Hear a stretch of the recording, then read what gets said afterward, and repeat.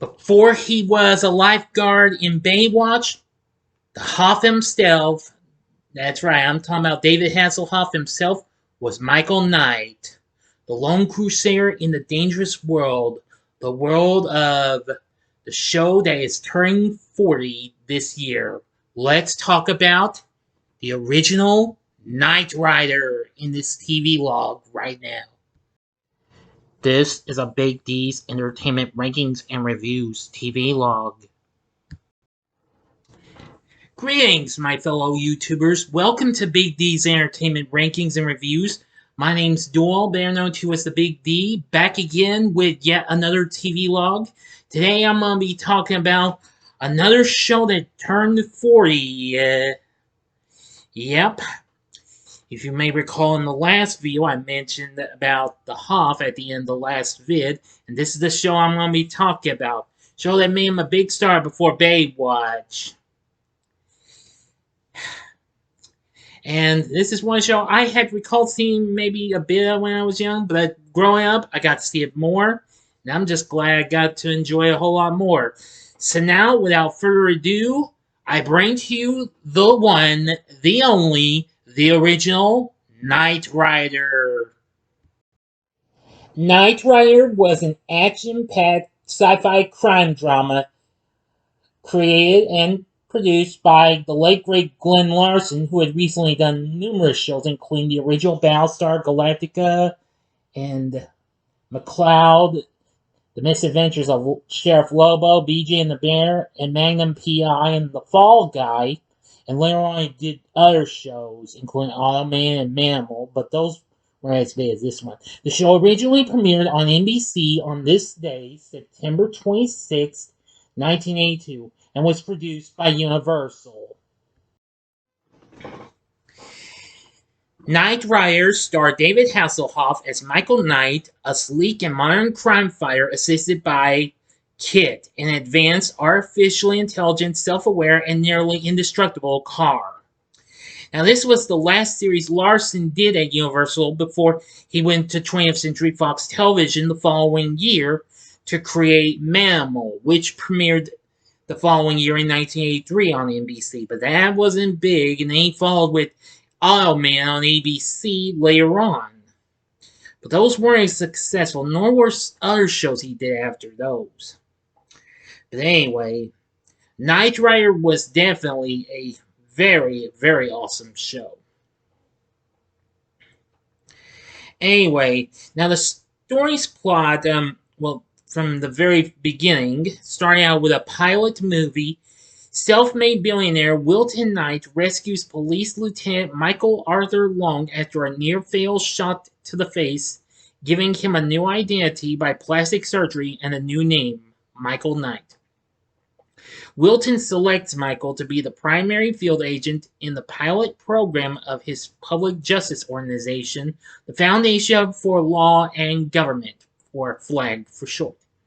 The other half of this pilot program is the Knight Industries 2000, or KITT for short, a heavily modified, technologically advanced Pontiac Firebird Trans Am, with numerous features including an extremely durable shell and frame controlled by a computer with artificial intelligence. Michael and KITT are brought in during situations where direct action might provide the only feasible solution.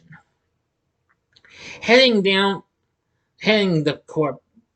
flag is Devin Miles, who provides Michael with directives and guidance. Dr. Bonnie Barstow is the chief engineer in charge of KITT's care, as well as technical assistant to Devin. And the character April Curtis fills this role in the second season. But I'll explain about that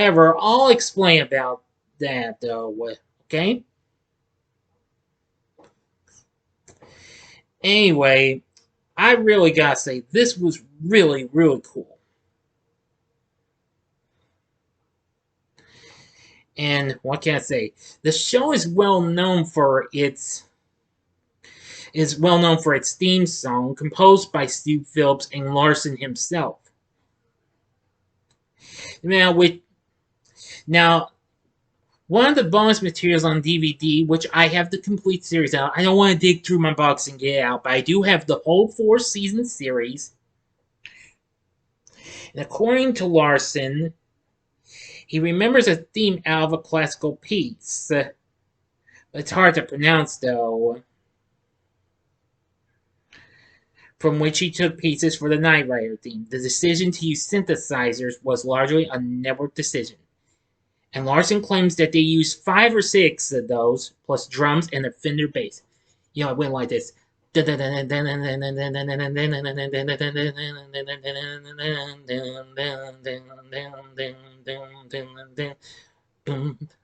know, that.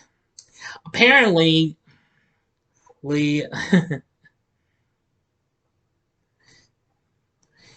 now, apparently, Kit would be the next big thing for a car on TV, aside from the General Lee on the Dukes of Hazzard, which was, of course, big on CBS.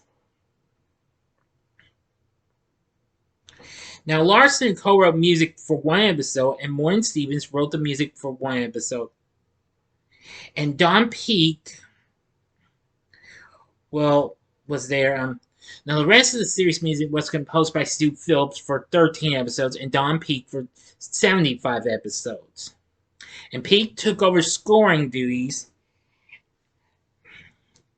in 1983, starting with episode 14 in season 1 when Larson moved to 20th Century Fox and Phillips was working there on his projects. So Peake remained as the series' sole composer until the end of the series in 1986. Now, in which the show had ended in April of 1986 after 90 episodes were produced and aired.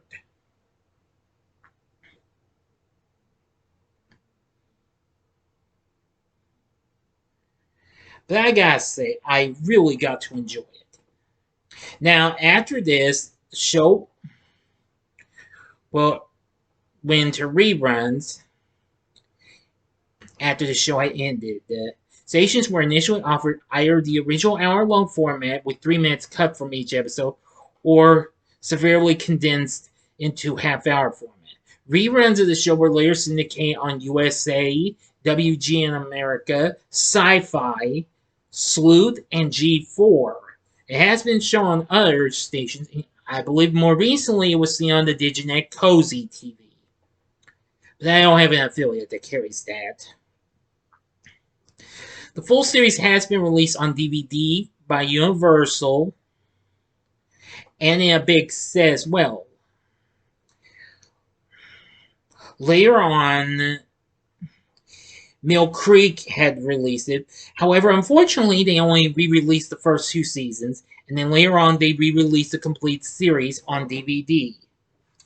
It had been released on Blu-ray, but unfortunately only in Japan. But however, Mill Creek managed to give it to us the same day they re-released the complete series on DVD. Now, the series' first season was available on Hulu. Some episodes are available on NBC's website. And it is available for streaming on Netflix and Peacock as well. And you can purchase the series on Prime Video and Vudu. So anyway, I really do enjoy Knight Rider for what it had to offer. Now, our cast includes David Hasselhoff as Michael Knight. It's definitely really good. He's absolutely great as Michael Knight. He also plays Garth Knight, Wilton Knight's estranged son and a criminal mastermind who drives Goliath, a Peterbilt 352 pacemaker semi-truck armed with rockets and protected by Kit's molecular bonded shell. Now, Kit is voiced by William Daniels. Although he's uncredited, though. He'd later be best known for... Now, he'd later go on to be... Now, he was famous in several TV shows and stuff. But anyway, Knight Rider would be one of his first big roles. He'd also be Well, however, he would also be playing Dr. Mark Craig on St. Elsewhere, which premiered on NBC the same year in 1982. And he'd later become an even bigger star in the 90s as George Feeney in Boy Meets World. Yes, you heard me right. Let's see.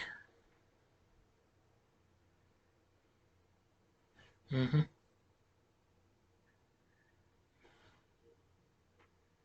Yep. Just incredible. These people did and what have you.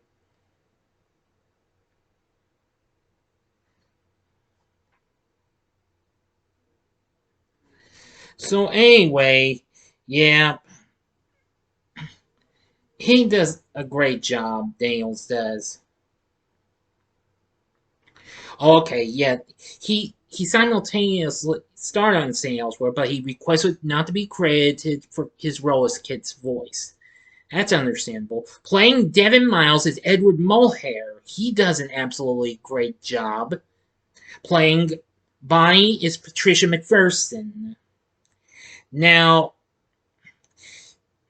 the character was dropped after the first season, but due to strong fan reaction and lobbying by Hasselhoff and Mulhare, she was returned for the third season and remained through the rest of the series. Playing her season 2 replacement, April Curtis, is Rebecca Holden. And, well, she, she was good, too. Now, later on, there would be a new member to the night team, well, to the flag group that, well, you know what I'm saying. And that would be in the form of Reginald Cornelius III, RC3 for short, played by Pierre Peros, who was introduced in season 4.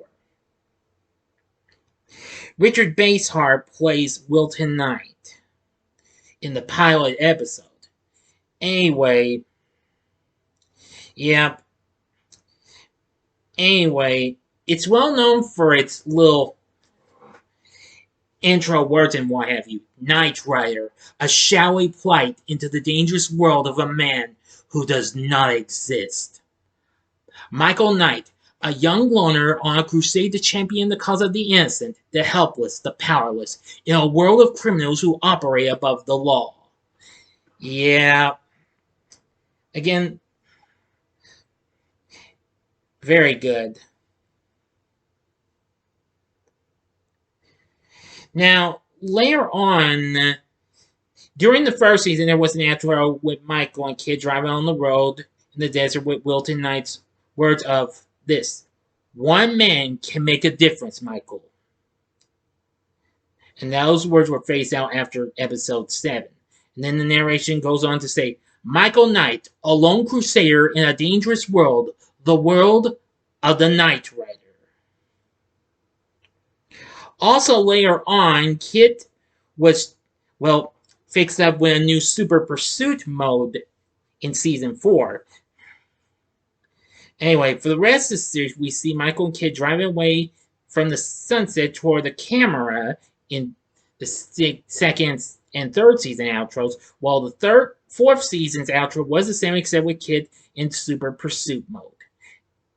So anyway, Knight Rider is definitely a fun show. I really do love it. And I think this is one show you definitely gotta check out. Again, I've got the whole series. It's still a great show. So anyway, what are your thoughts on Knight Rider? Please tell me in the comment section below. If you like this video, click the like button, subscribe, and be a part of the Big D Nation. And next time I'll be bringing to you another anniversary vid, but only this time it'll be a movie review. It'll be Sweet Home Alabama. So thanks for watching, and if you like this, consider checking out these other videos. In the upper left-hand corner is the TV log I did for the original Star Trek from 1966. The upper right-hand corner is the TV log I had recently done for another show that just turned 40, and that was Silver Spoons. Or if you want something different, you can go to the bottom left-hand corner and see Well, the TV log I did for another underrated show, but it's more of a comedy about a robot girl, and that's Small Wonder. And the bottom right hand corner is the button you can click to subscribe if you like rankings and reviews on movies, TV, music, video games, etc., as well as the TV log. Then I'm your guy. Thanks for watching. Until next time, I'm the Big D saying, see ya.